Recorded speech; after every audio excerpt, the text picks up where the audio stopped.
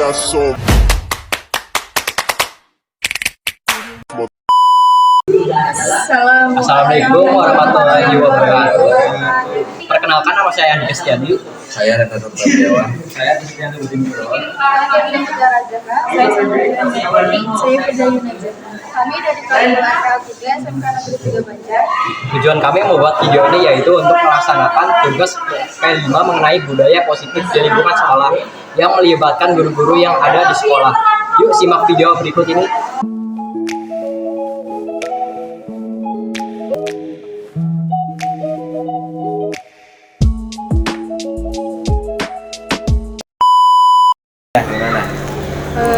Bagaimana sih pandangan Bapak mengenai budaya positif di lingkungan sekolah? Budaya positif yang ada di lingkungan sekolah sudah cukup baik, ya. Artinya budaya-budaya positif yang ada di sekolah ini sudah diterapkan ke peserta didik, itu sudah cukup baik. Tetapi kita jangan selalu puas dengan budaya positif yang sudah ada. Tapi kita juga harus selalu menjaga dan mengembangkan budaya-budaya positif itu tidak hanya di ruang lingkup sekolah, tapi di keluarga maupun di lingkungan rumah, ya. Apa saja tantangan Bapak ketika pembelajaran di kelas? Gimana? Tantangan Bapak ketika pembelajaran di sekolah? Tantangan Bapak ketika di kelas itu setiap siswa memiliki karakter, potensi, minat, bakat yang berbeda. Gitu. Ketika pembelajaran kita harus melihat potensi setiap peserta didik yang beraneka ragam dan harus menyamakan persepsi terhadap proses pembelajaran mata pelajaran itu sendiri. Nah, itu ya, dengan potensi yang ada di peserta didik, tentunya itu merupakan suatu nilai positif yang harus dikembangkan ke depannya. Hal apa saja yang Bapak bisa tunjukkan hal apa saja yang Bapak bisa menunjukkan budaya positif di sekolah? Budaya positif yang ada di sekolah yang saya Bapak tunjukkan di sini yang harus itu rajin, ya. Jaga kalian datang ke sekolah tidak telat, gitu kan, rapi, gitu ya. Dari cara memakai seragam, gitu ya. Terus juga misalkan kita harus rawat. Nah, ini kan kebetulan Bapak bidangnya bidang produktif, ya. Nah, kalau bidang produktif pasti akan berhubungan dengan alat. Maka pembelajaran pun itu terkombinasi dengan alat. Jadi harus bisa merawat alat. Contohnya komputer, gitu ya. Fokus, printer, dan lain sebagainya. Itu nilai-nilai budaya positif. Sudah ya, Bu. Bagaimana tindakan Bapak ketika pada saat pembelajaran ada siswa-siswi yang terlambat? Kita beri teguran. Kita kedepannya jangan sampai terlambat, apalagi dengan alasan yang tidak masuk akal. Artinya tidak masuk akal itu misalkan kesiangan, kita beri teguran. Sekali, 2 kali kita beri teguran. Kalau tidak ada perubahan, kita beri sanksi, ya, sanksi yang mungkin ringan, gitu ya. Mudah-mudahan kedepannya bisa menumbuh kembangkan nilai budaya positif, ya. Jangan telat lagi. Dah.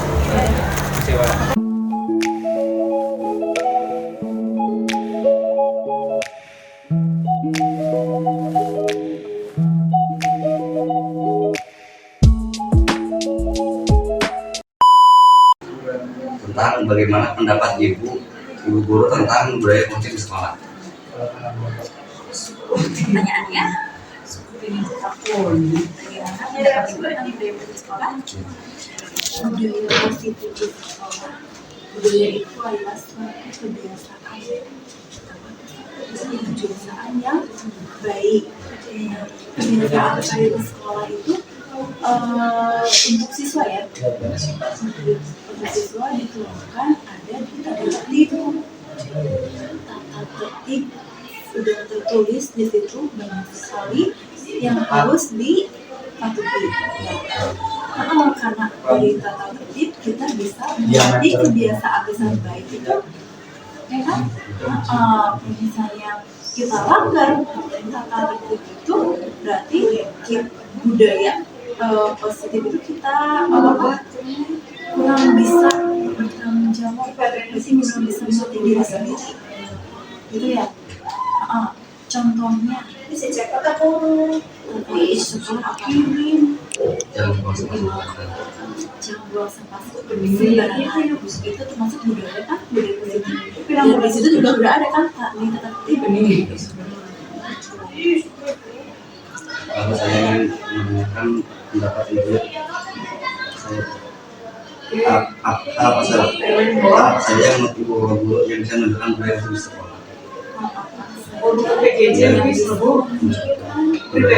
Budaya positif di sekolah salah satunya itu kan kita mematuhi peraturan yang ada di sekolah. Misalnya kan di sini itu juga kan guru pun juga ada tatanan di sekolah datang tepat waktu. Dari datang tepat waktu otomatis siswa juga kan akan melihat ibu itu udah disiplin datang tepat waktu. Masa saya datangnya terlambat, ya kan? Ada banyak masih banyak siswa-siswi itu datangnya terlambat. Iya, yang harusnya jam 7.30 sudah di kelas, ini masih di perjalanan. Kadang nyampe sini itu jam 7.40 baru datang, ada yang jam 8 baru datang. Itu termasuk budaya apa? Iya, negatif bukan positif lagi. Terima kasih Ibu karena telah menjelaskan sebentar. Dua aja. Ya, syukur aja. Ya, Ibu harapkan di sini bagi sama ini ya, siswa baru, Ibu harapkan bisa mematuhi peraturan yang ada di sekolah. Ya, jangan sampai melanggar. Salah satu contohnya itu baju. Karena sekarang banyak sekali ibu melihat anak-anak sekarang menunjukkan di padahal kan itu sudah menjadi tata tertib peraturan bahwa baju itu dimasukkan. Iya benar kan? Pokoknya sudah selalu buat kalian semuanya. Ini segitu saja yang bisa dapat saya sampaikan. Mohon bila ada salah satu kata. Assalamualaikum warahmatullahi wabarakatuh.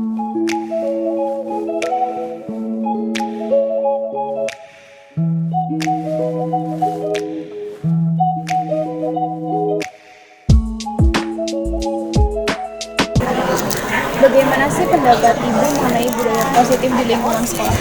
Budaya positif di lingkungan sekolah, pertama menaati peraturan, terus menaati tata tertib, terus melakukan hal yang positif dan bermanfaat bagi orang lain, terus kemudian menghindari hal-hal yang negatif yang bisa merugikan diri sendiri ataupun orang lain ya, karena ketika kalian di sekolah itu tujuannya buat apa? Buat belajar. Kalau siswa-siswi, kalau ibu buat kerja, berarti kalian harus punya rasa apa? Tanggung jawab terhadap diri kalian sendiri. Itu aja. Apalagi Hal apa saja yang Ibu bisa menunjukkan budaya positif di sekolah? hal apa aja apa? Yang bisa Ibu tunjukkan budaya positif di sekolah? Hal apa aja yang bisa ibu tunjukkan? Ya, pertama mungkin rasa tanggung jawab ibu, rasa rasa sayang ibu terhadap kalian. Mungkin karena kelas 10 ya, jadi belum tahu ya, belum kena juga ke ibu dan belum tahu ketika pembelajaran di kelas. Jadi mungkin kita bisa lihat nanti ke depan, mungkin kelas apa RPL RPL 3 ya, ngajar kalau nggak bukan RPL sekarang, PPLG. nah itu iya benar, ibu ngajar itu PPLG. Jadi nanti kita lihat ke depan apakah ibu berpengaruh nggak terhadap kalian. Tapi kalau sama ibu, selama kalian memahami apa perkataan ibu, insya Allah aman-aman aja ya. Karena tadi balik lagi ke diri kalian sendiri, kalian tujuannya di sini buat apa, otomatis semua apa yang ibu katakan insya Allah pasti akan bermanfaat gitu. Namanya orang ngasih tahu kan berarti kita harus paham, terus harus diikuti. Kalau jelek ya buang gitu, hindari. Nggak mungkin kan ibu ngajak ayo kita jajan pas waktu belajar, nggak mungkin kan ya. Silakan makan pas waktu belajar, nggak mungkin juga ya. Atau enggak silakan main handphone atau main game pas waktu pembelajaran, nggak mungkin kan ibu kayak gitu. Jadi ya itu aja, buatlah senyaman mungkin ketika kalian di sekolah, terutama di kelas banyak ya. Dan pokoknya kelas SMA itu bukan waktu yang lama, 3 tahun sebentar, punya banyak temen, punya banyak kenalan, itu seru lah istilahnya, karena ibu juga pernah merasakan itu. Apa aja sih tantangan ibu ketika pembelajaran di kelas?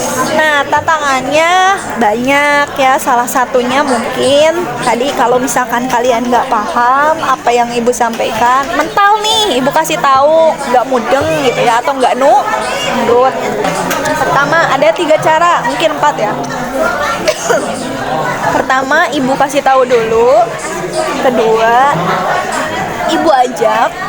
Ketiga, ibu diskusikan 4 mata di kantor ataupun di BK. Kalau misalkan nggak mudeng masih, berarti ya harus ibu diskusikan dengan orang tua masing-masing gitu. Karena mungkin ada yang salah, kenapa kok kamu nggak mau nurut? Berarti kan kalian sekolah sih sebenarnya buat apa kalau nggak nurut gitu lah ya. Sama aja ketika di rumah sama. Kalau misalkan mama kamu nyuruh apa gitu, kalau kamu nggak nurut sih buat apa gitu, istilahnya kayak gitu. Makasih ya Bu, maaf mengganggu anak. Iya.